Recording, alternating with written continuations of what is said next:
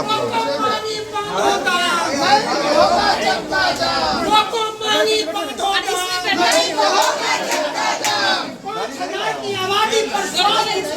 खोलना होगा,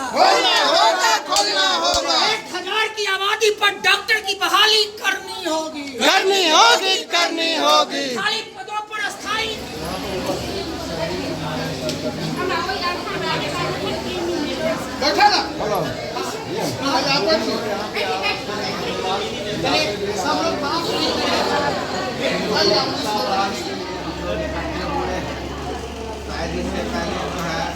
हम लोग नहीं हुए थे और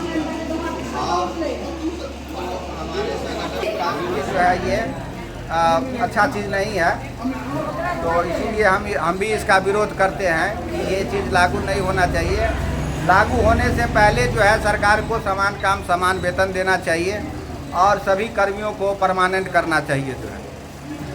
जो भी हमारे CHO हैं, जो हमारे ANM हैं, हमारे ANM हैं, ऐसे जगहों पे काम करते हैं जहाँ का मोबाइल नेटवर्क नहीं है, सभी के पास अपना मोबाइल नहीं है, जो भी उसके पास जो है छोटा मोटा मोबाइल है, किसी तरह से वो अपने काम को कर पाते हैं। तो सरकार के द्वारा इतने सारा का जो है ऐप दिया गया है, जैसे वो भव्या दिया गया है या फिर ई-संजीवनी दिया गया है या फिर वो क्या कहता है SWC पोर्टल दिया गया है। तो इतने सारे ऐप डाउनलोड करने के लिए उसको उच्च क्षमता वाला जो है मोबाइल होना चाहिए था, जिसके बाद जो है ये लोग उस काम को कर सके अच्छे ढंग से। हमारी कुछ ANM है जो कि क्षेत्र में जब नेटवर्क नहीं रहता है तो वहाँ अपना काम पूरा न करके अपने घर पर जा कर के अपने काम को पूरा करती है। तो सरकार को इसका भी पहले निदान करना चाहिए जो है, ताकि जो है उसको काम करने में आसानी हो। और करके जो है पहले ही सरकार का काम करते हैं, फिर उसके बाद जो है दूसरा कोई काम करते हैं। तो पहले ये सब जो सब चीज़ देना चाहिए, उसके बाद ये लागू करना चाहिए। जो है कोई हाजिरी बनाने के लिए जो है नहीं कह रहा है कि हम नहीं बनाएंगे, लेकिन सबसे बड़ी बात है कि पहले उसको जो सुविधा मिलना चाहिए वो चीज़ नहीं मिल रहा है, जिसके कारण हम जितने भी NRHM कर्मी हैं वो सभी भयभीत हैं कि अगर मान लेते हैं हम लोग को तो कम वेतन मिलता है, इसके बावजूद अगर ये अटेंडेंस लागू होता है तो आकस्मिकता किसी के साथ भी आ सकती है, आवागमन की सुविधा नहीं है, जिसके कारण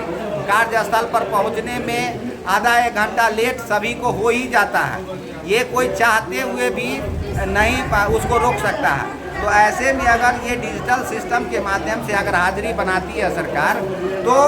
सभी का वेतन कटेगा, इसमें कहीं कोई संदेह नहीं है। चूँकि इसमें डिजिटल है और इसमें किसी भी पदाधिकारी को इसका रिपोर्ट देखने का सुविधा नहीं है कि कोई मानवता के आधार पर उसको छूट दे सके कि चलो आधा घंटा लेट हुआ है गाड़ी के लेट के वजह से या किसी भी कारणवश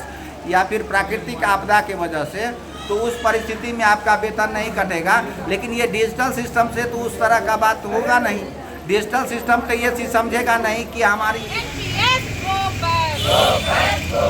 समान काम का समान वेतन देना होगा,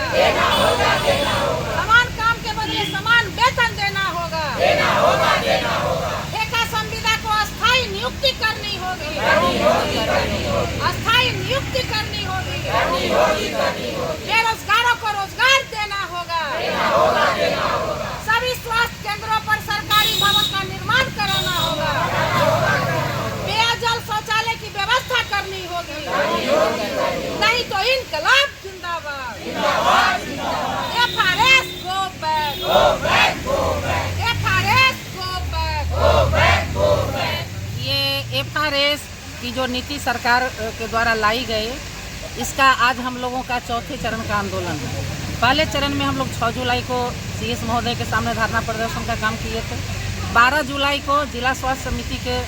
समस्त प्रदर्शन किया गया था और उनको मांग समर्पित की गई थी।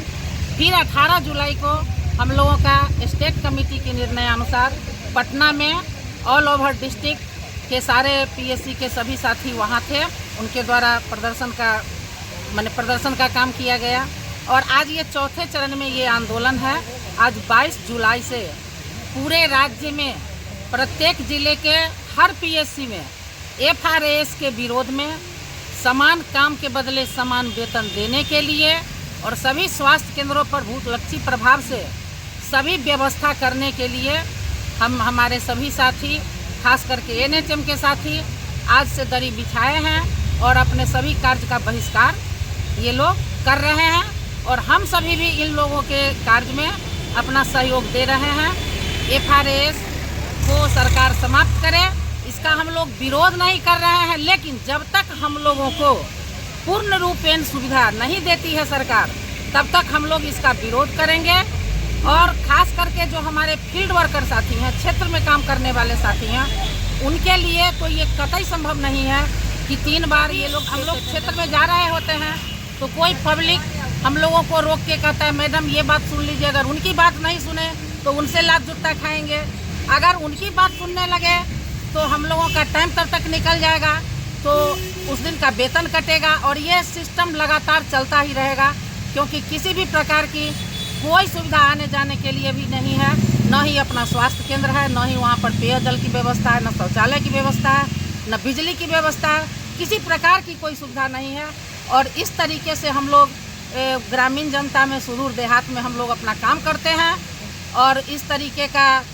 करके और फिर वो जो ग्राफ देते हैं जिसके ऊपर सरकार अपनी वाहवाही लूट रही है, हम लोग FRS का पूर्ण रूपेण विरोध करते हैं और तब तक करते रहेंगे जब तक कि सरकार इसको वापस नहीं ले लेती। क्या नाम है? रंजना कुमारी, बिहार चिकित्सा एवं जन स्वास्थ्य कर्मचारी संघ, जिला उपाध्यक्ष, प्रखंड अध्यक्ष, जिला शाखा समस्तीपुर।